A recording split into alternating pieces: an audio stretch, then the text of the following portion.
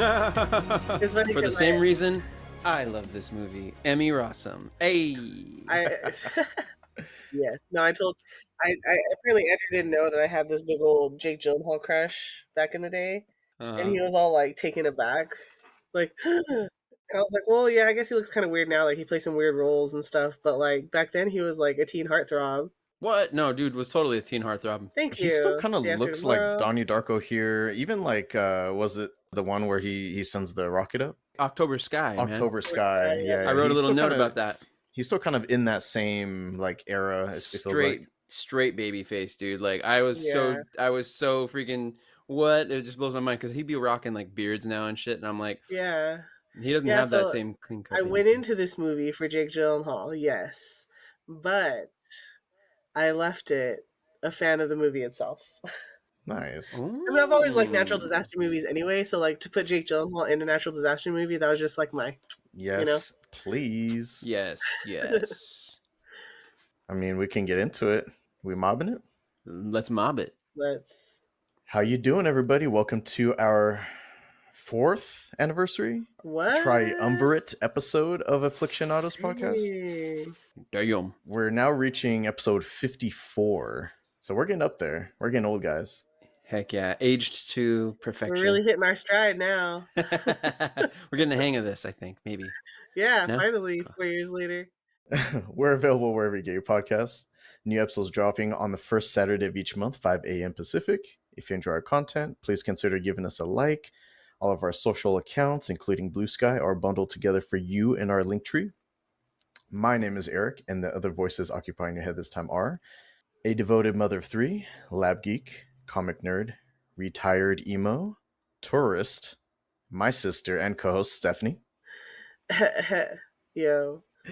and a man of many trades, philosopher, charmer, future librarian, fancy mattress owner, coffee enthusiast, my good friend, former colleague, and co-host, Michael. Hey, yow. Here on Aflixionados podcast, we mainly talk about films that range from mind-numbing to mind-blowing. We also cover TV shows and other forms of media.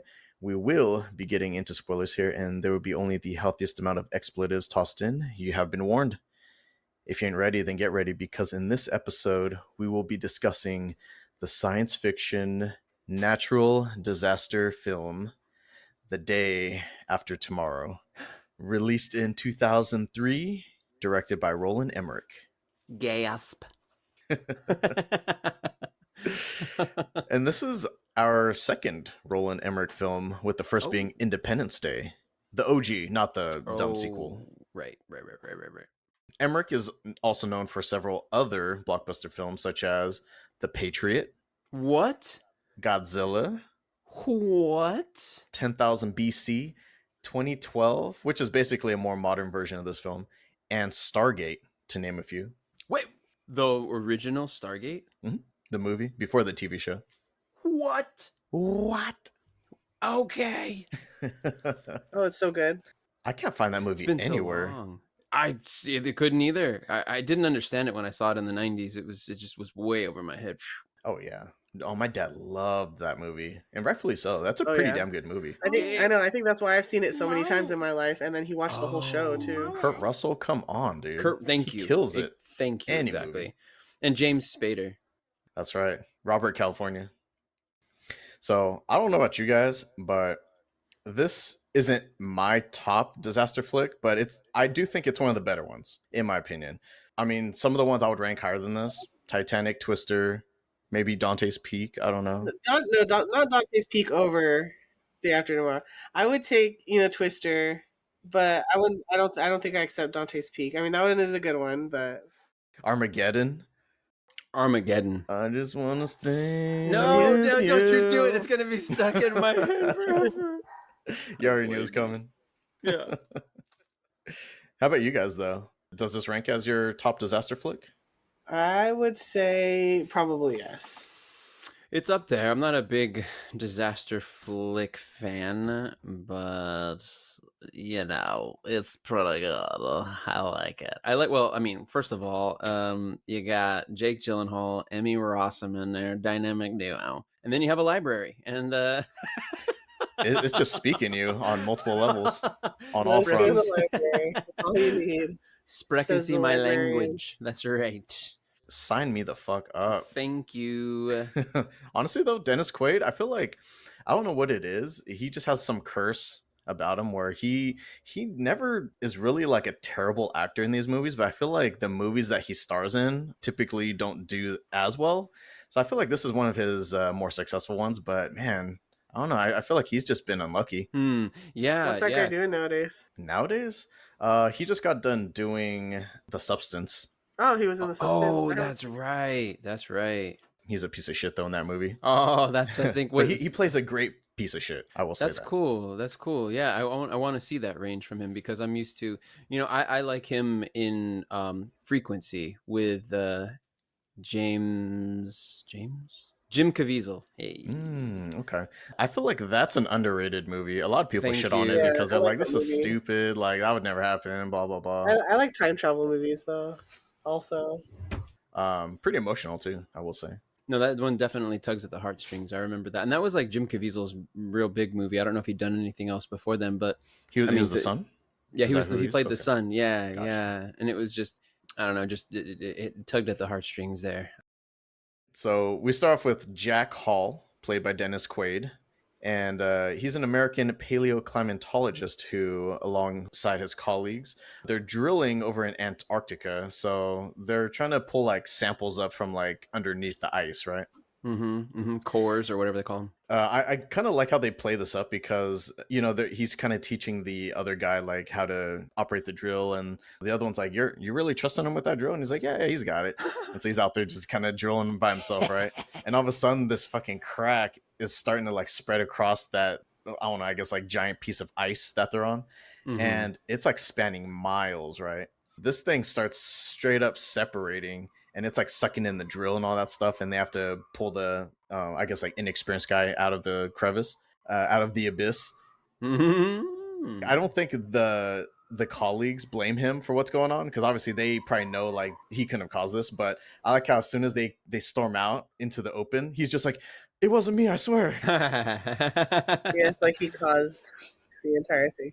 Pretty freaky way to start the movie. It's certainly alarming, and I like the Mhm. fact that they just jump right in with something crazy like this. Well, it gets even crazier when Jack decides he needs to jump across the stinking crevice, which was the dumbest freaking move. Naturally, because he wants to save some Save the rest results of or the kids whatever, that were on the other the side. research.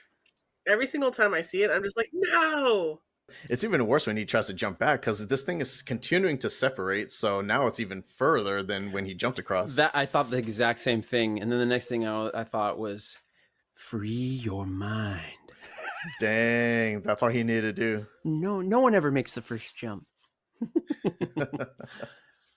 He actually almost made it until that piece broke off. But did you guys notice when he fell, he caught himself? Where the fuck did that hook come from? It was an ice pick. Yeah, where'd that come from? He did not have that in his hand or on him. It wasn't on him. It wasn't like on his belt. I don't think so. I didn't see it We anywhere. need to rewind it and see it. Plus, because his arms were full of those things, right? So he had to like unload those and then like quickly, like as he's falling, like reach behind him and bust one of those out. I don't know. Fast reflexes. Bust it. Fast reflexes. Yeah. Whatever. Those reflexes saved his life. Yeah. Unrealistically. Go gadget hook. I'm pretty sure I heard him say that under his breath. Go gadget hook. But needless to say, he gets out alive. This giant piece of ice is breaking off, and they've never seen anything of that magnitude before. So that's causing some questions. Yeah, was it Brian? What's his name? Is it oh no, what's that dude's name? No, Jason? Jason. Yeah, Right. they're like, was it Jason? Was it Jason? Gonna have to have him hang, drawn, and quartered. Dang. Just for Freedom! that. A piece of ice the size of Rhode Island broke off. Was it Jason? That is the I don't know. What we're saying is we can blame all of this on him. Yeah, one guy. Yes. He's the one that started everything. One guy. Thanks a lot, Jason. Not carbon emissions, not global warming. Jason. That fucking guy. Fuck that guy. Fuck that guy. But you know what? I mean, he starts coming back around towards the end of the movie, so he redeems himself. Yeah, he does. No one else can do it but me. I brought you into this world, I can take you out. That's what he's telling Mother Nature. Mm-hmm. Uh, I did want to talk about the next part because Jack's at the UN conference and he's giving his little talk about what's going on, right? And he like shows these diagrams and he's talking about like, oh, with all this with the ice caps melting and all this fresh water, it's gonna halt the North Atlantic current or whatever it's called, and it could cause some catastrophic weather and a new ice age, right? And then they're Mm-hmm. like, oh, when could this happen? He's like, could be 100 years, could be 1,000 years, could be never, right? Which, of course, to his surprise, it happens like the next day. Yeah, it starts happening really soon. So he's telling the vice president, right, Raymond Becker, played by Kenneth Welsh. Entire panel of people. But the vice president's the one that's just like, bro, shut up. No one wants I to hear know. this. It's so annoying. Bro, Debbie Downer, bro. Come So on. I was actually reading this article from a real climatologist, and it's funny because he's like, I've given the same talk and even shown the same diagram, so that's pretty like that part is accurate. Mm-hmm. And he Mm. said anything that has to do with like the climatology parts, like their base and what was it, wherever the Scotland. British guys are, yeah, Scotland, and Was like the that the stuff. Professor Terry Rapson or Professor Bilbo Baggins, That's right. played by Ian Holm, who also portrayed Vito Cornelius in The Fifth Element? Oh yeah, that's true, huh? But yeah, he said that like the even though obviously like the weather science isn't very accurate because like for drama's sake and whatnot, they had to like speed everything up and make everything bigger and badder and whatnot.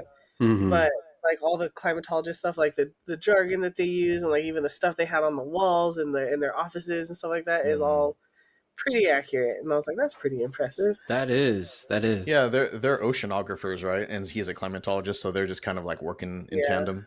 See, we need all hands on deck for this one. Oh yeah. Yeah. I like that. I like that they backed it up with real science. A little bit, yeah. Obviously, yeah. The rest of it, you have to, The spectacle, right? yeah, suspend disbelief for everything else. But some of it is at least more or less scientifically accurate. Right, right. And then it starts amping up a little bit more. We're dialing it up a little bit because now we're in Tokyo, and it just shows like normal passerbys, and they're just kind of going about their day. And there's this business guy that stops to get some food at one of the little street vendors, and he starts noticing that like it's starting to hail, but these are some like giant chunks of ice coming out of the sky. People are getting concussed and whatnot, and so he's like trying to use his briefcase to block most of the damage, Which was pretty but smart. eventually he gets taken out. Yeah, well, his dumbass, like he was under this little, whatever, this little ledge. He was in this kind of doorway with a gate, so he couldn't go that far. But he decides to try and run for it without the briefcase, and that was his dumbass downfall. I mean, dude's scared. He's not really thinking straight, right? And he sees that people are hiding under the car, so he's like, "Fuck, I'm gonna just make a run for it." Gets taken out. Man, those things. I don't think they were just concussing people. They were like denting skulls.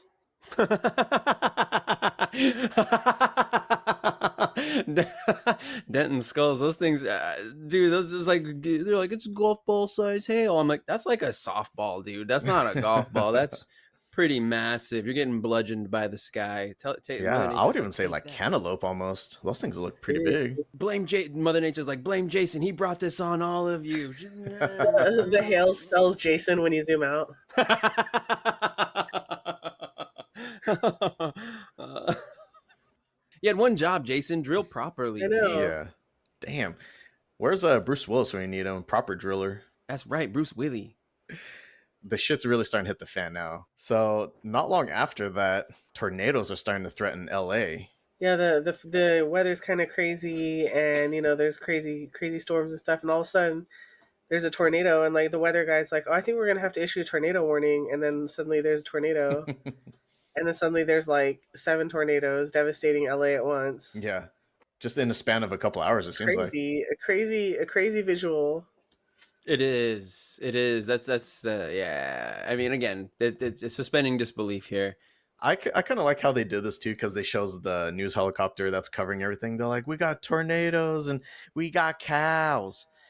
Oh my god. It shows of course, the Hollywood sign has to get fucked up because anytime anything happens Hmm. to LA, the Hollywood sign is like number one target. Yeah, exactly. they'll believe it's real then. Although they did also get the Capitol Records building, which I was like, no, I was more sad about that. No, No, You I know. that's bastards. iconic. Yeah. It's important to note that all along they have, well, like there's this one point where one of Rapson's team, notices that there's a buoy in the Atlantic Ocean that dropped by 13 degrees all of a sudden, Mhm.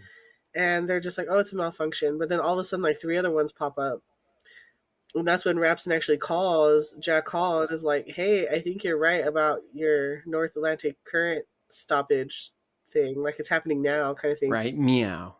So basically, what's going to happen is there's going to be three giant superstorms that cover the entire northern hemisphere Oh shit! and kick off a new ice age. Oh, shit. Because there's this thing, I can't remember what it's called, but there's this thing when there's a lot of ice on the planet where it basically bounces the light back off the Earth It doesn't and retain heat. keeps everything cold. Yeah. So that's going to happen, and I don't think it mentions that, but it's basically to trigger a new ice age. And so Jack suggests that they basically evacuate the northern half of the United States, and the vice president's like, "Fuck your sensationalist claims. That's over the top. No." And then basically everyone in all the northern states die. So And I loved this next part because this is probably like one of my favorite scenes in the movie, and it's also serves as foreshadowing. But there's some sort of like helicopter that's going to be going to was it Professor Rapson's facility to kind of like pick them up and take them to safety, or someplace warmer at least. They fly through the eye of a storm, which they don't realize, and all of a sudden everything starts like instantly freezing on the helicopter. The propellers start like, or they stop rotating. Everyone inside is kind of like freezing as well, and they just one by one the helicopters are going down. And I thought it was pretty sick. I love this part. That was one of my favorite parts. Yeah, like when the whole animation of like the dude after, I was like, how are all their instruments and all like the entire interior of the helicopter getting fucking frozen? But these dudes are like, we're all right. I don't know what's going on around here. And then it's when after it crash landed, one of the dudes like pulls open the sliding Goes door and outside. like his fucking hand. That was horrifying. Actually, I was like, it is. whoa, Yeah, I the way remember it that part. like mummified him. I was like, oh, that looked real. That looked pretty I realistic. remember that part always kind of like freaked me out and like stuck with me. Is Yeah. kind of horrific. Yeah, definitely disturbing for sure. But I kind of wonder, like, if you flash freeze like that, does that mean you're perfectly preserved? Can you still be saved? Yeah, like the Iceman. I think, yeah, you're probably preserved, but I doubt that you could come back to life. Frost. Yeah, Frost. you did that right before you froze. That's exactly like that. He was making that sort of a face. And then they thought him, and he's like, Maybe. Ost. It sounds like it makes sense, but it couldn't really happen in real life. But it sounds like it makes sense, right? Which I always thought was kind of cool. Like, it could be believable if like you don't know anything about science, but I guess if you know about climatology, like it's not really possible.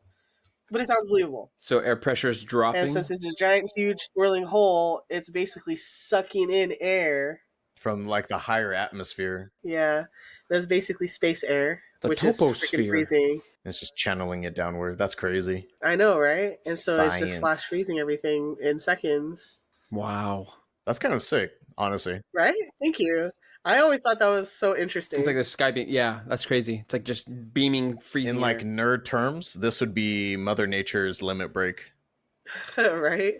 I just feel, I feel like it could be, I feel like the explanation is believable.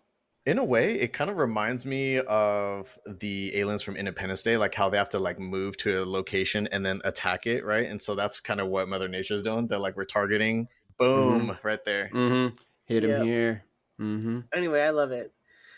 So, yeah, so storms are forming, ocean levels are rising, and in the meantime, Sam, played by Jake Gyllenhaal, we finally get to the other protagonist.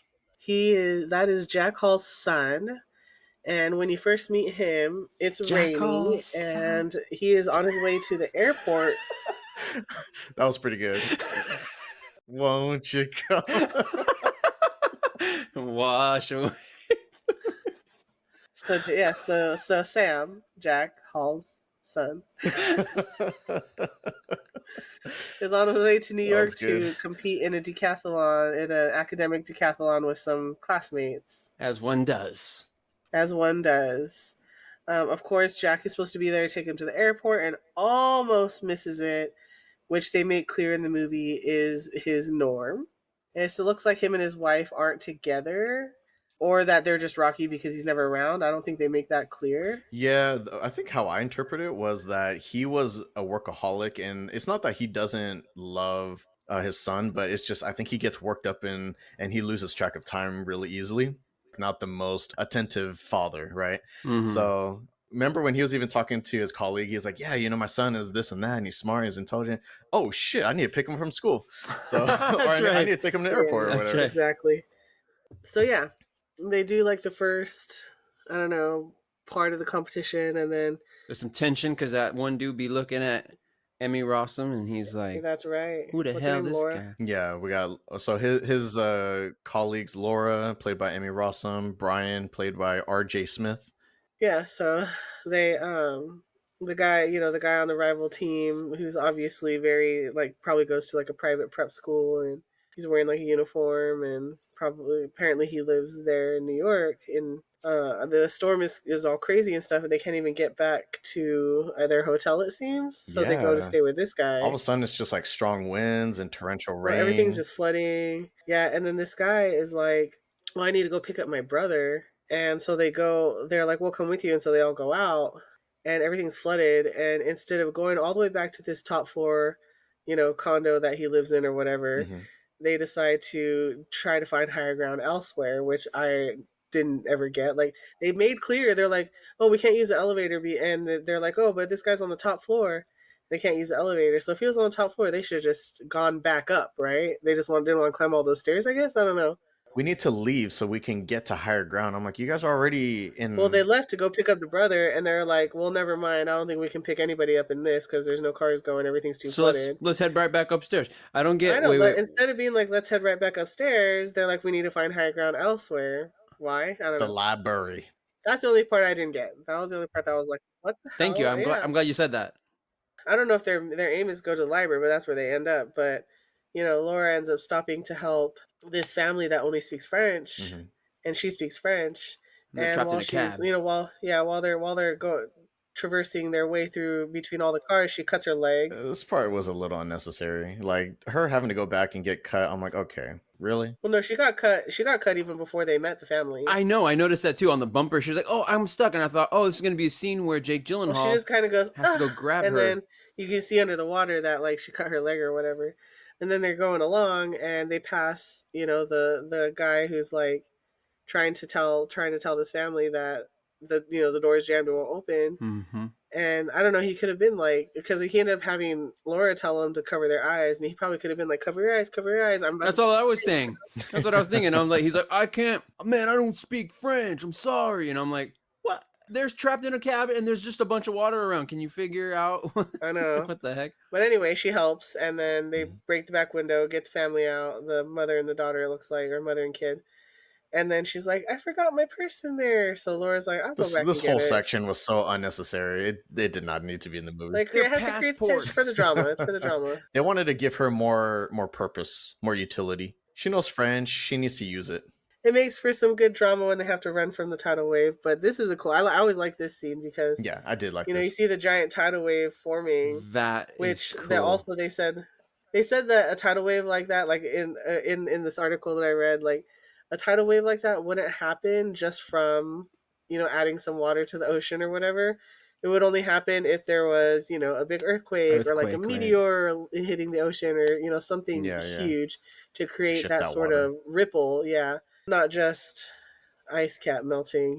Like that would kind of disperse evenly around the world and not create that much of a.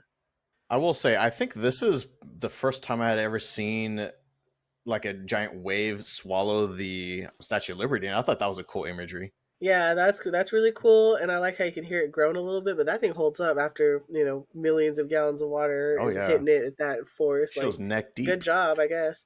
Yeah, really.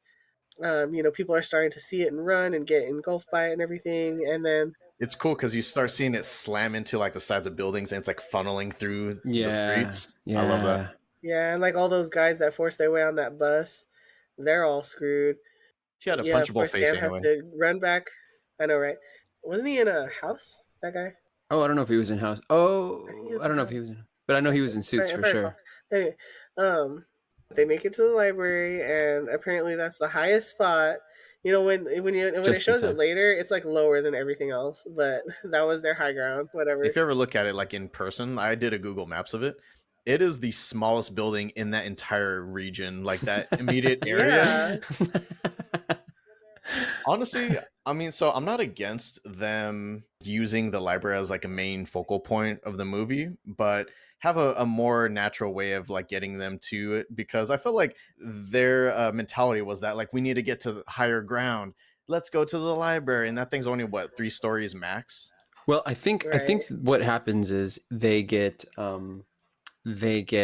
caught on the way trying to find higher ground, and it just so happens like Yeah, this is the nearest building. Oh crap! And she's getting stuck, and they just kind of like and it rushed it. also happens to be open to the public. I think it would have probably been better if they just went downstairs and they were surprised by the flood, and then they didn't even mention getting to higher ground because they didn't know that there was a tidal wave coming, right? So they're Yeah, just let's duck in here. don't even mention it. I think that would have Mm-mm. been that would have made more sense. Mm-hmm. Right. Well, either way, they're in the library now, and the water stops. It seems, somewhere in the middle of the first floor. Oh, really quick, the homeless person here, is this not the exact same character from Armageddon? Eddie Griffin That I don't played the one in remember. Armageddon, but I'm like, they just like changed the actor, and it's like the same fucking character. Really, I have not seen Armageddon. The director knew what he was doing, bro. Just saying. You know what this movie needs? That guy. Again. Let's shoehorn him in there. There's no scenes for him. He'll be the guy that tells everybody, "We're in a public. This is a public library. No dogs, man. What the heck? But this is a public library." Well, he gets his dog in there anyway. At some point, Oh, and so now we get to see a little bit of Sam's mom, Lucy, played by Celia Ward. she's a doctor. She's a She seems doctor, to a be a child pediatrician. oncologist. I thought she was a pediatrician. She's working with cancer kids, so I'm assuming that she's definitely either a pediatrician or an oncologist, pediatric oncologist. Perhaps. Speciality. I do kind of think that this part is also a little unnecessary. I think they should have focused a little bit more on the storms, but they got to throw a cancer patient in there because why not? I know, to make it. Of course, all this stuff is added in for extra drama. There you Of go. course, Tugging on them or maybe a little heartstrings. heart tugging. Yep, heartstring They want to tugging. give the mom some utility for this role. Oh, right, exactly. Seal Award. Use her to tug some heartstrings, so that works.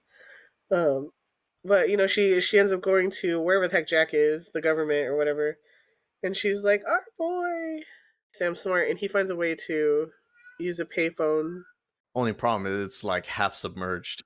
and the water's still rising. His head's like up against the ceiling. He's just like, "Yeah, mom, can you speed this up?" How dare you talk to your mother that way? Watch your tongue. That's it. I'm not gonna finish. I'm not gonna finish telling you. Well, I don't even think he ever talked to her, did he? But he gets enough information from his dad to know where the storm's going, and his dad tells him, just stay put, stay warm.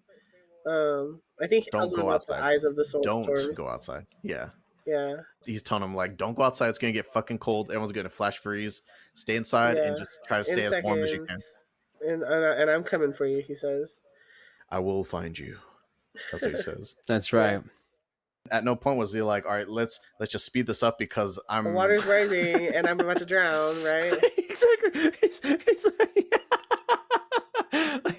that's the most important thing is that he gets this information. It's worth more than the fact that he's already getting hypothermia. That's why he like drops under the water. Or at least that's what we're led to believe is that he's dropped underwater because his foot cramps up due to hypothermia setting in or something like that. But then he's somehow manages to stay up even longer than before, still on the phone. Right. Uh-huh.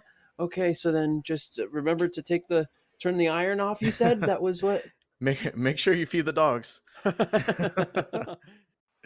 So yeah, and it's like one of those situations, not unlike Titanic in a way when Rose is like sitting at the stairs and she's calling out to Jack. Yeah. It's that's what Laura's doing to Sam here, and she just I feel like Laura doesn't seem as concerned as she should be in this situation because at this point the room's entirely covered underwater and Oh yeah. she can't see Sam at all, so she's just like, huh. She's like filing her nails. What's this guy taking so long for? What the fuck? Yeah, I'm cold. This fucking phone call better be worth it. She was not. No, I thought she was. I thought she was concerned enough, but she's like a brainiac, so she's not going to be like overly emotional. She's just like, huh, panic. She's like, wait, I'm gonna. I thought maybe she should have at least like started being like, all right, I guess I gotta go and I gotta save him. Oh, she wasn't. That's right. She's like, I like him, but I don't know if I like him that Heck much. no, that would have This been other stupid. dude. She's too smart for that. Rich Hawkeye's upstairs. Like, why would I risk my life for this guy, this loser? Yeah, exactly. Like, He was not hot. Jack Gyllenhaal was definitely hotter. Oh, sorry, I was talking about Brian R.J. Smith, not. I'm just Okay. kidding. R.J. Smith. He's like, no, I didn't mean him. Anyway, he comes back up and he's cold and wet, and so she takes off his clothes and takes off her clothes and puts their bodies together because body heat. Ow. Sam's not hating it. The PG version. Brown chicken, brown cow. Brown chicken, not like The Saint with Val Kilmer and Elizabeth Shue. Also, a scene like that happens. Elizabeth Shue. You just had to say it. I had to do it, dude, every time. Don't even play like you didn't know I was going to do it. Never did it before. So anyway, Laura's like, no, Sam's like, I think I'm going to risk hypothermia more often. Pretty much. Yeah, he is. He's like, I'm feeling better. Yeah, I'm feeling better now. Both of them like all just like sheepish and just like not even like his friend, but just like that acquaintance guy and Brian are both fully aware that he likes her, she likes him. Oh yeah. The whole time Sam is just like, nah, she would never like anyone like me. Oh my gosh. Like not another teen movie style again. He's like, just tell her. Tell her how tell you her feel. How you feel. Tell her you feel, dude. Tell her your feelings, bro. Let her know. Shit, this gets crazy too. So in Mexico, where I guess a lot of our government already moved to, and so Right? somewhere along the line, everyone's just breaking down the border and crossing the Rio Grande. Mm-hmm. Yeah, it's funny because they're talking about how like, oh, the tides have turned and everyone's trying to get into Mexico and they closed off all the borders and stuff, and now people are cutting the fence and Americans swimming across the Rio Grande and like all the tables are turned and stuff. Yep. Which is interesting. It's an interesting commentary because imagine what happened now after everything that's happened. Oh yeah, with our government and trying to build a wall and all this stuff. Like they would just be like, "Well, fuck you that. guys. You guys are on your own." But here we are. Our government is operating out of Mexico, out of the U.S. Embassy in Mexico. Yes, because we're besties now. Well, they decided to pardon all of Latin America's debt. That's right. To open their borders. I mean, that's a pretty sweet deal. That's I not suppose. a bad deal. Yeah. Not a bad deal at all. So in this pandemonium, the president, I guess he's kind of holding down the fort and he's waiting till the last minute, and so he's hopping on his helicopter to start heading over.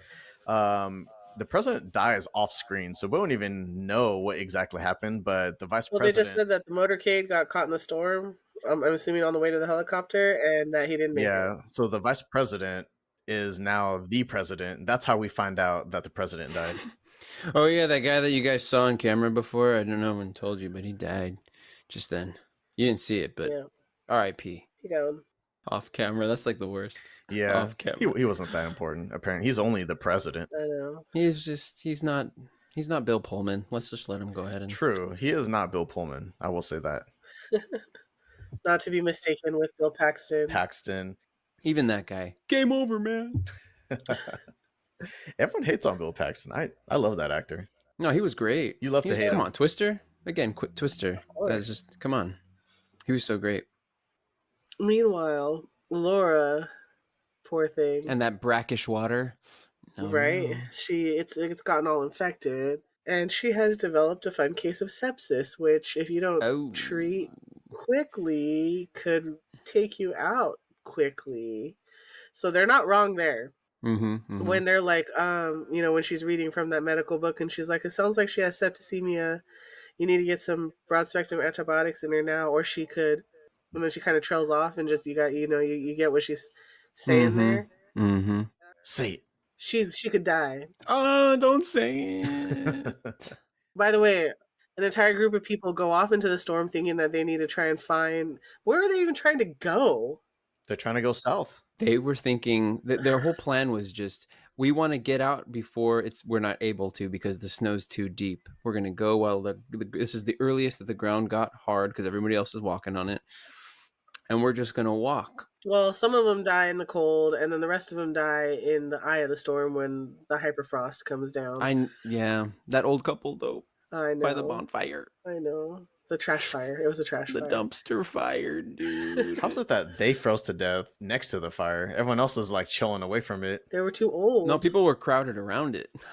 I thought it was only like 2 people. Yeah, it was just like the cop and the like one other person. But they were like, yeah, we got to keep walking. And yeah, that couple was not waking up. Aw. Bodies can handle it.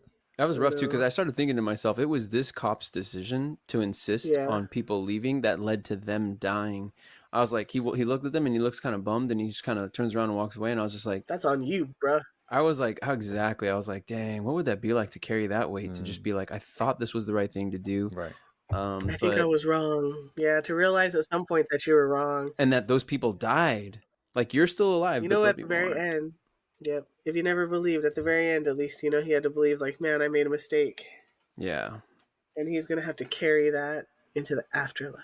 And if that doesn't get him, apparently we got some, like, rabid wolves that escaped the park zoo, and they're looking for revenge. They got an appetite, and humans are on the menu. Oh, boy. Oh, anything is on the menu at this point, I think. Mainly Jason. Damn, Jason. Damn it, Jason. He'll be coming up soon. Oh boy, so here we go. It just gets more and more exciting. On top of that, this like Russian cargo ship drifts by, lands like a block away from the library conveniently. Yeah, it ends up getting stuck on something under the water and just gets stopped there. And so once everything freezes over, it's right next to the library, which is nice because once Laura comes up with sepsis, Sam, with his smart self, is like, oh, there's probably medicine on the ship. I wouldn't have even thought about that. I would have thought about like food and supplies, but I'm like, that is pretty damn smart, I will say. Gotta be a first aid kit. Yeah, some sort of first aid kit. Yeah, so they head over there and they find their way in the boat. They find the cafeteria or mess hall or whatever it's called, and like, oh, there's probably food in here, and they find a bunch of canned goods, which is nice.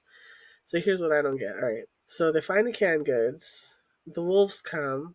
This part's kind of dumb. I hate the wolves right here. I know they get into, well, that has to be drama.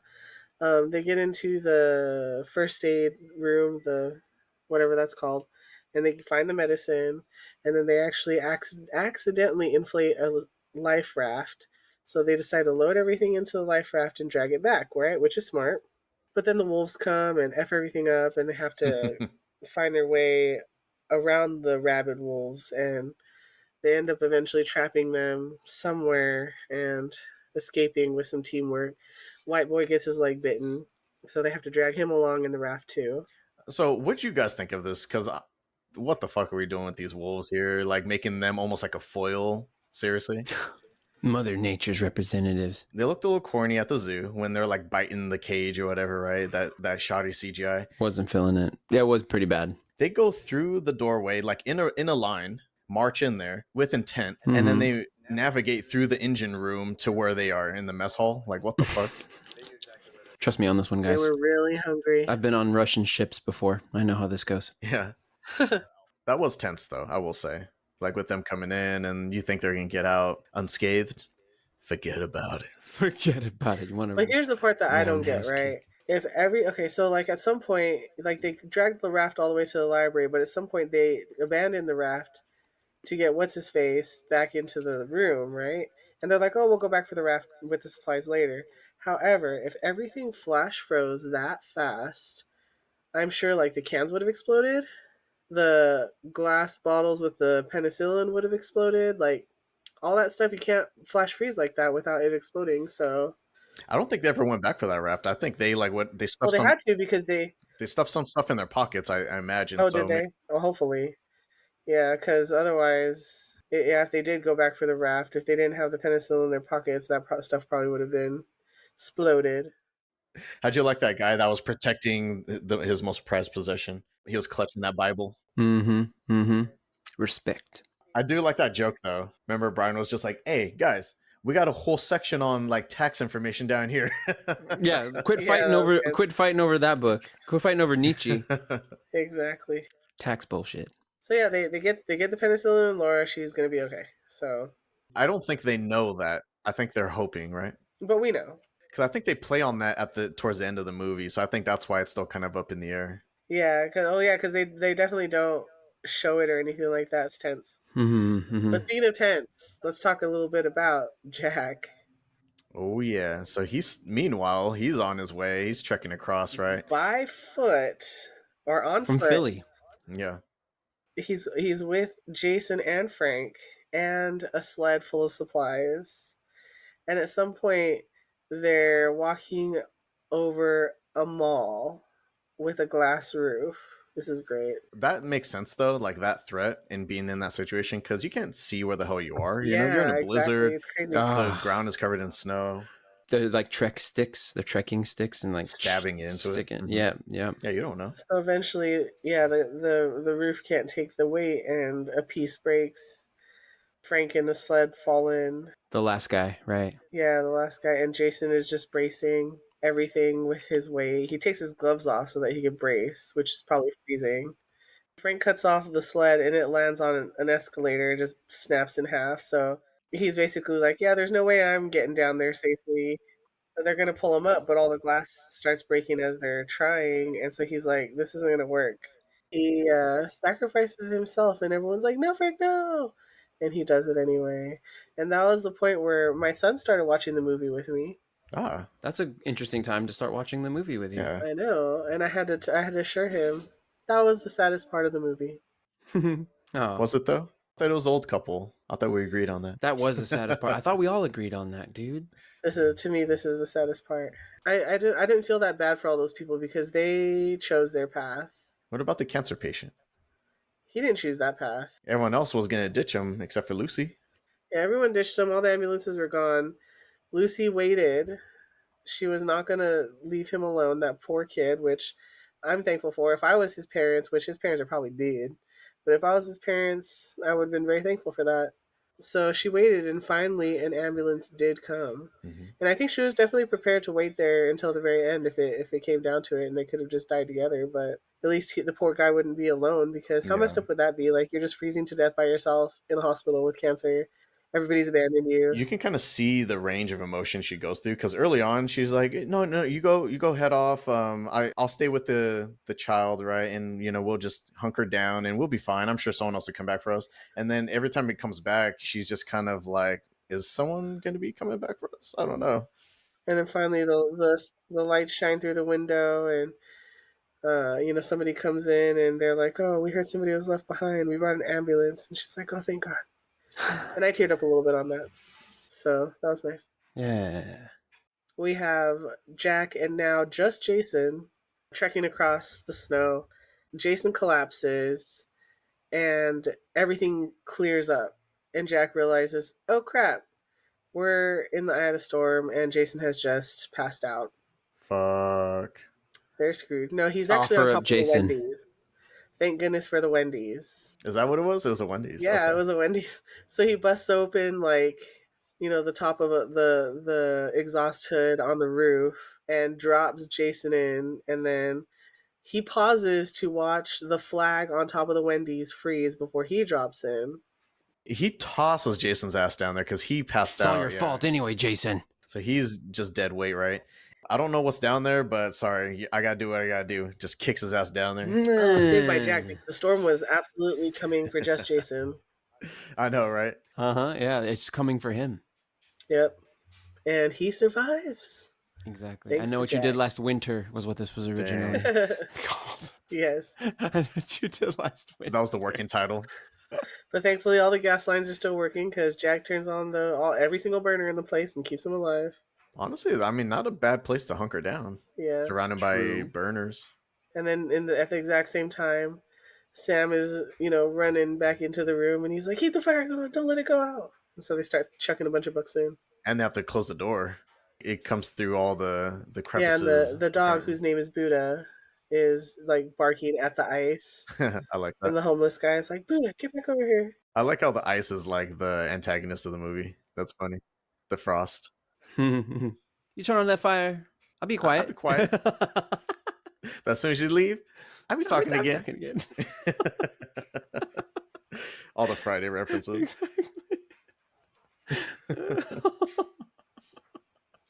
Oh, jeez, that's too good. Man, I do love that aspect of the movie though, like all of the instant freezing in the eye of the storm and stuff like That that. was so sick. It was so believable. That yeah, it freaked me out. Again, that guy freezing in the helicopter. I was like, what? I didn't know that was possible. That something like that could happen. I like it too because it's eerie. Like everything, it's high winds, and then everything just drops, and then the temperature just And plummets. Right. the sky's clear, you can see everything. Mm-hmm. It's kind of epic. Beautiful and terrifying. Beautiful and terrifying. Such as Mother Nature. Yeah. So yeah, I think at this point it just shifts entirely to Jack's point of view, and you see that he and Jason survived, and they've been kind of hanging out in that kitchen area, right, for a few days. Yeah. And so finally, like, all the storms dissipate, and when they come out, everything's just, everything's just snow and ice and frozen, but there's no more storms, thank goodness. Like, the sun's out, the clouds are gone. Jack and Jason, they see all the frozen people, the ones who left the library, and you're just kind of like, dang, none of them made it. Obviously, because they flash froze. Nope. But then they trek all the way, like they pass the Statue of Liberty and find their way to the library. That is good imagery there too, just like walking past the like head of the Statue of Liberty submerged in snow. It's great. Unsettling. Most of New York City is just like completely covered, submerged. Yeah. And it's kind of ironic too because at the beginning of the movie they're digging through the ice to get samples underneath. Imagine all the stuff they're going to be finding when they like dig through the ice and the snow in these areas, and you find all these like relics and such from a different time. Exactly, that they've just built over or whatever out of necessity. Wow. And because like when's that supposed to thaw? Not for a long time. With this much ice, it's going to be bouncing a lot of the heat back, right? So it seems like it's not going to warm up for a while. Yeah, exactly. So that means that they're the last people who will have ever seen those things in the way, that period. It's crazy. That's crazy. And then, so they deem that it's safe enough to go outside and start trekking. So, they make their way all the way across, and they got the little GPS and all that stuff. And they eventually find the location of the library. The only problem is where they're standing is where the library should be, but they don't see it. Yep. Until they just cross over a little hill, and then it's right there. It's right there at the little bottom on the other side. So that GPS was lying. Shitty ass GPS. Well, right here was relative, apparently, when he said, oh, it's supposed to be right here. Should have had a TomTom. I know. A Magellan. A Magellan. Classic. But they go in and they start searching, and then they find the one room with light coming out from under the door. That looks promising. So they go in. That door is frozen shut, but they're able to get through that. Well, they just open it. They gotta give it some elbow grease. It's like, they like snap the ice off of the handle. It just opens, no problem. Just perfect. And they flash their lights on everyone's face, and they're all dead. I do like how they did this. Like everyone looks frozen here, right? It doesn't look like anyone's breathing, and they're just like, "Damn, we're too late," like Titanic style. Yeah. Until they shine it on Laura's face, and she actually wakes up. And then Sam starts waking up. Yeah, and then they're like, "Who's that?" And he's like, "It's my father." I fucking hate this part of the movie. I'm sorry. This part was so fucking corny to me. Who's that? My father, my strong, brilliant, full-blooded American father. That's who. God bless America. God bless America. That's what it felt like. Never been there for me, but when it counted. It's like slowly panning in on his face, and he's like, my father. And I'm like, oh my God, what the fuck? Nailed it. It would have been more natural if he was like, that's my dad. He should have been like, Dad? Oh shit, is that you? You made it, something like that. Yeah, but he was just a little bitter. He was still kind of bitter, so it was kind of like, I get the message. They're trying to be like, oh, he finally isn't stopping. He's not a little shithead now. He's actually understand. It's like, yeah, my father. I'm so proud. But yeah, exactly. Yeah, he finally acknowledges. Enunciating it that way. Father forever. Once they realize that they all those guys survived, and Jack lets them know, they start finding more survivors on, rooftops of buildings and stuff. So they weren't the only ones, which is nice. The president apologizes to everyone for not believing in climate change, which is a I don't believe in the climate. That can't change. social commentary right there. Yeah, I mean, he pretty much apologizes for all that stuff, right? And he was saying that like I'm so grateful for Mexico for taking us in, and Yeah. being hospitable to us. So Oh, I think it's cool, like all the International Space Station scenes too, like when it shows the storms from the space station, Yeah, and then that it was shows cool. how I like like the that. ice age from the space station. That part was all cool. Mm-hmm. But man, those guys are the only ones that were like totally safe. Well, I guess everybody in the southern hemisphere were fine. Like everyone in Australia is just chilling. Like, damn, Yeah, what's going on up there? mate. Messy mate. What the fuck's going on up there, mate? Hard T. WTF, mate? That's his father, mate.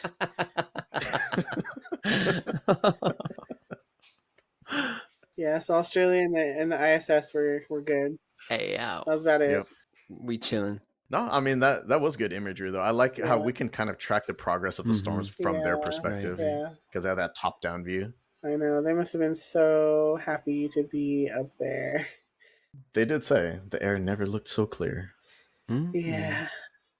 And that is a wrap on the day after tomorrow. Frick yeah. I mean, if you made it to the end of our podcast, then you get to burn all the books you want. Doesn't matter what it is. Hey, how dare you? Fahrenheit 451. How dare What? you? How dare Seriously? you? How you? dare I you? know that'll strike a chord with both of you guys. Burn all the books. What is wrong with you? Even the Gutenberg Bible. Frost. Any final thoughts or closing comments?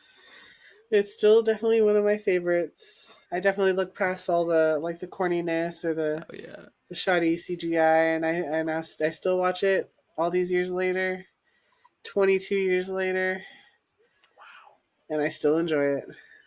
Yeah, I mean, I will say because there are some shitty natural disaster flicks out there, and I Oh think this yeah, is certainly one of the better ones. Yeah, I oh agree. yeah. I agree. I think this is better than 2012. I fucking hate that part with like they're outrunning the earthquake in an RV or a limo. Or like, what the Right. fuck is going on Yeah, here? I mean that movie. It is what it is, but definitely it's not the best. I How do agree. I you like this outrun an one better. earthquake? Right? Yeah. How do you can't?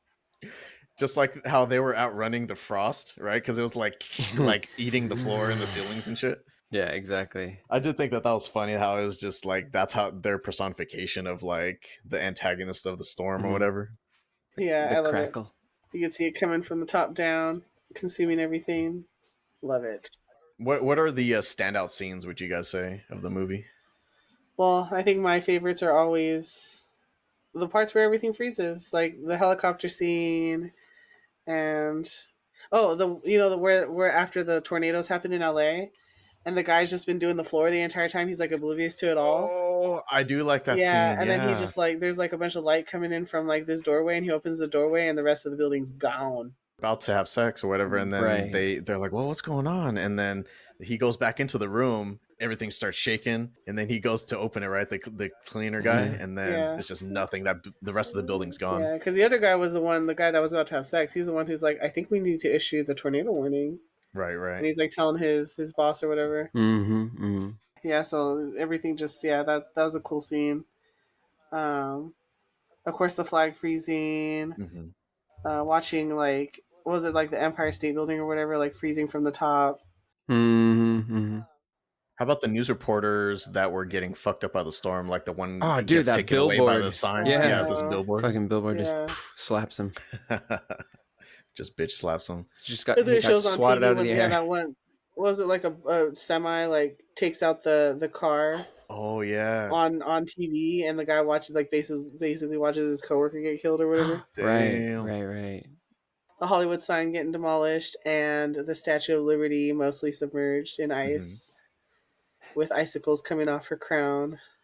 Yeah. Those are all good. A lot of iconic, nice imagery in this movie. Yeah, Yeah. love it. It's fun. This is why we watch natural disaster flicks for shit like this. Mm-hmm. Yes. The spectacle, yes. I will say, I mean, one of the gripes I had with the movie was that freighter that just kind of conveniently floats by and gets stuck a block away from the library Hmm. for them to find. Yeah. Just convenient for the plot. I almost feel like it could have added more tension by giving the freighter more of a purpose, like make it more of a threat. And I know that it's probably unrealistic, but hey, a lot of this movie is unrealistic. But I would have had the ship almost like floating at the library, like coming up the street from like the East River. I would have maybe like the ship going down that way, and then so that way maybe they can hear a loud bang in the background, Hmm. and they're like, "What the fuck is that?" And so everyone rushes outside and they see this fucking ship, and so then they have to flee the library. I would have done something like that. I think that could be cool. Hmm. Well, if they're leaving the library, that means they're going into open water because at that point nothing's frozen yet. And so maybe they can go into the like side adjacent skyscrapers to hopefully jump onto the ship to see if there's anything on there, or maybe take shelter in there. And then I would have it where that's where Laura cuts her leg trying to get onto the ship. Well, it has to happen. It has to happen far enough before so that there's time for the sepsis to set in. I don't think the ship is feasible because there's no places to burn stuff and it's too cold. Like I was saying, a lot of this movie is already unrealistic, so I don't think that's too far fetched. I think. Well, I mean, I think it makes more sense for them to be in the library though because they have all the books to burn. If they're in Hey. the ship, I know. If they're in the ship, then yeah, they might have had the burners, but those will probably only last so long because the ship only has so many resources. If they ended up in a building, like sure they would have more food, but again, less stuff to burn unless they're just busting down all the furniture. I guess. True, true. I feel like the library made the most sense, Fair enough. even though it wasn't very tall. Right. The water did kind of conveniently stop, and then it slopes down to where they were, Yeah, which was, they were like way higher than the actual library I was. know. It's weird, But but they got out somehow. yeah, I believe it. So you guys watch anything lately? Film or TV? yeah. We started the last season of His Dark Materials, which is the Golden Compass show on HBO, which is really good, by the way. Hmm. So if you're ever interested in that world, check that one out. Yeah, it's been over for a while now, but we had a bunch of other stuff on the list, so we're finally getting to that one. And then yesterday and today, I watched Another Simple Favor, Another? which, if you know anything about that one, it's a sequel to A Simple Favor, is starring Anna Kendrick and Blake Lively, Ah. which is a fun like murder thriller. Oh. I never saw it, but the trailers Um, looked really good, actually. yeah, exactly. And so like at first I was like, oh, I don't know if this seems like kind of my kind of movie, but then there's some twists and turns, and it was pretty good. And so the Another Simple Favor came out like probably yesterday, and I immediately saw something for it on IMDb actually, and I was like, oh, I think I'm gonna watch that right now. And unfortunately, Andrew and the kids were around, and there's plenty of cussing in that movie. And Andrew's like, should you be watching this in front of the kids? And I was just like, they know not to say these words. I honestly didn't even know if the first movie needed a sequel. I don't even remember much from the first movie. I remember more of it now that I've seen the sequel because they definitely recap you enough throughout. Okay. Um, yeah, I do remember like after at the end of it being like, okay, this is cool. Like I don't think I ever need to watch it again. But for some Mm, reason, when the second one came out, I was like, oh, great! Like what else could they possibly be doing after what all happened in the first one? So right, right. Cool. Dang, okay. How about you, Michael? Yeah, what am I watching these days? Um so I started watching a show because actually started reading this book. In some roundabout way, I just got really interested in hospitality, and I saw a YouTube video of this dude gave this TED talk, and it was really really intriguing. And so I did a little bit more digging and found out that he's the author of this book called it's called Unreasonable Hospitality.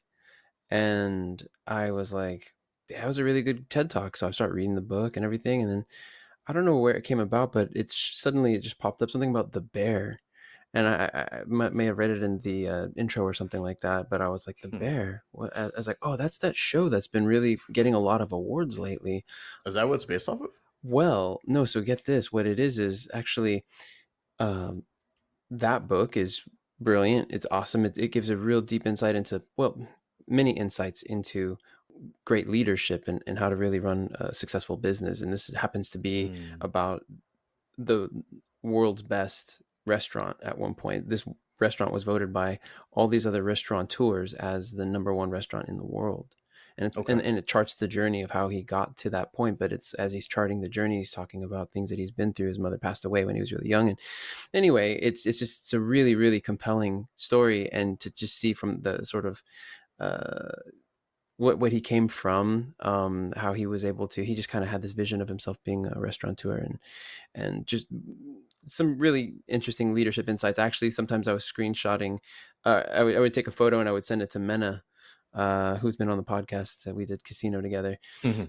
and the three of us, and so I would send that to him because he's our former boss, and I just really appreciated his leadership. I'd never had Mm. someone like him before, who just, it was funny because reading the book, there were so many times where I just felt like, oh my gosh, this is like the way that Mena kind of treated us. This is how he talked about leadership with us, or to me specifically. Like I remember hearing him say these things, and just in a different way. And so I was really, it was a great read. I highly recommend that. But it led me to the show The Bear, which, if you guys haven't seen it yet, it's one of the best shows on TV right now for sure. It's up there with like, for me, in terms of my favorite shows. Nice. It's up there, like with Legion and stuff. Like it's pretty pivotal because they pack so much in 30 minutes. Actually, they're quite short episodes, and there are some that go a little bit longer into 40s and stuff. They're not very consistent, actually. It's kind of cool, but the first few are 30 minutes, and then they get up into the 40s. There is one episode that caught me by surprise. It was a full hour long episode, and I don't want to give away like some of the cast, but you'll be very surprised if you guys do decide to watch it. But it's about this guy who, um he starts to run a family owned restaurant. Like it's his brother's, but his brother committed suicide, and it's just dealing with the loss, but also trying to keep the business afloat, even though it wasn't really Oh shit. doing well anyway. And this is a guy, the chef is a dude who has come from the world, what unreasonable hospitality was, with really, really fine dining and an amazing um, experience in the front, and then the coordination that goes on between the kitchen and the front area.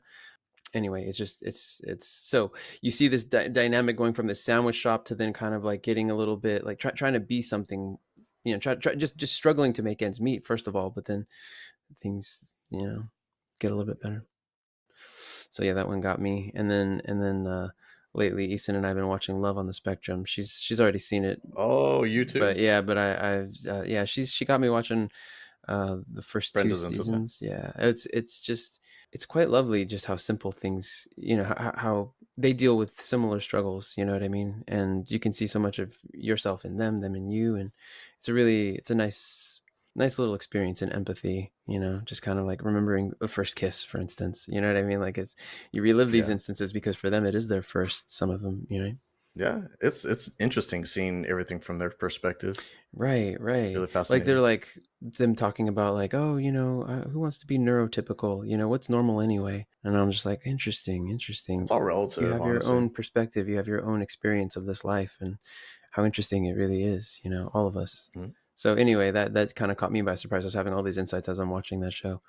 But yeah, it's that and the bear that I've been watching. Nice. I What like you? that. What about you? I was kind of just wrapping up some movies that I've been wanting to see and maybe chip away at some of the watch list on my letterboxed. Oh, Saw Last Breath because I was on Peacock. That's the diving movie, the deep sea diving movie. oh, It was pretty good. I mean, it's based off a true Why? story, which I didn't know. Since when are you into deep sea diving? Oh, I'm not like deep into that topic, oh, I'm but in deep, dude. I mean, it's kind of like a disaster flick almost, essentially, right? You're just kind of like losing uh, oxygen underwater. See, I would unconsciously be holding my breath I know, right? I the whole know. time, just I like, can't watch that stuff. uh, Underwater stuff. I do. I'd be passed out. I just found it fascinating just to see what the process was like. And Yeah, it's cool. the other thing I watched on Peacock was Wolfman. I wasn't expecting anything too extravagant from that movie. I was just like a horror Which movie. Wolfman? It's probably like a reboot of the same Wolfman you're thinking of. Yeah, but who's the main actor? Oh, no one I really recognize, but it's got that girl from Ozark, like the young daughter. I see what you mean. She's the mom, but she still looks the same age, so it's weird. What the? She still looks like a teenager. That's funny. I'm like, she's the mom. She looks like his daughter. What the hell? What the hell? What the actual fuck? Um, I think I saw a trailer for that. That's why I was curious. I was like, which one did you see? Because I would have thought that would be the new one. Because I was Yeah, it's the one thinking, that came out like last year or the year before. got you. Okay, yeah. There's the other one was with Benicio del Toro, and I think Mm-hmm. Anthony Hopkins. That one I remember watching about 20 years ago almost. I haven't seen like any werewolf movie other than like American Werewolf in Paris or some shit like Oh, that. dang, you saw that one A too? long time ago, Classic, yeah. dude. That one's a classic. And the other one I saw, the last one, was Until Dawn in theaters. Until Dawn. Until Dawn. That's the one that's based off of the horror video game. Well, loosely based off of it. What? It's mostly only in relation through the title. Wait. Yeah, Until really. Dawn. Until Dawn. Is that the one where you're just being like, it's like this open world and zombies just run at you and stuff? Is that that? No, this is like you're in a cabin, right? There's one, you're in a cabin, yeah, but they just like, you have to kite them. Like you're just walking backwards and you're like shooting at them. And then like Oh, you what's can that run one through like this, called? like a Days farm. Gone. Days Gone. Thank you. Oh my gosh, I want to play that game. No, not that one. Yeah, Until Dawn is just like it's kind of a throwback to old school slasher flicks. You got these bunch of teenagers or young adults that go up to some secluded cabin up in the high mountains somewhere, and they get snowed in, and there's like fucking weird things going on outside. There's like potentially animals or a serial killer after them, or maybe both. So yeah, there's like a bunch of crazy shit happening. This doesn't really have like any Anything relation to to do with that. that? They go to this like secluded kind of house area that's like out in the middle of nowhere, like out in the countryside, Cool. rural area. Yeah. And once they're there, they can't leave. There's like all these like supernatural elements keeping them in, and there's this clock that's like stuck to the wall, and it like an hourglass, and it flips automatically. And so like as the sand drops, they have to basically stay alive until the next day, and that's how they're able to free themselves. What? But each day, it's almost like Cabin in the Woods, where each day there's like a new threat, like a new random threat. That was pretty good, but it has like nothing to do with the game hardly at all. And other than the title, but Wow. it was fun for what it was. I kind of went in with the same mentality of like Happy Death Day. Have you seen that? Happy Death Day. Remind me. Oh no, wait. Is that the one with the girl who's in college and she keeps reliving the same Groundhog Day of her death? Yeah, this That this movie, killer wears this baby mask. that was like my most recent. I would not even recent. I would say that's my kind of favorite horror movie. That was like my favorite. It's still. It's like For a while. yeah, dude. Because it's just. It's done well for it's strangely like charming and like pretty interesting, Yeah. Good memories Wait, watching which that movie are one. you talking about? Happy Death Day. Oh, I was gonna ask you how Until Dawn is, because even though it doesn't have anything to do with the game, I thought that it had a really interesting premise. So that's what I was saying was I went in with the same mentality as Happy Death Day, where I thought it was just going to be like you don't take it serious, and you know the characters are going to be getting killed frequently, so it's just kind of a matter of like how are they going to get killed and like how are they going to get out of this. Yeah. If you go in with that mentality, not taking it serious at all, I think you could potentially enjoy it. It was okay for the most part, A fun ride. That's a bummer, I guess. but that was pretty much it for me. Right on. Right on. All right, I guess let's go and close this bad boy out. You can find Aflixionados podcast wherever you normally get your podcasts. New episodes drop on the first Saturday of each month, 5 a.m. Pacific. If you like what you heard, leave us a like, comment, or subscribe. Thank you all for listening and joining Stephanie, Michael, and myself. This has been Aflixionados podcast, episode 54, The Day After Tomorrow. And we'll see you all after the storm. Bye. Woo!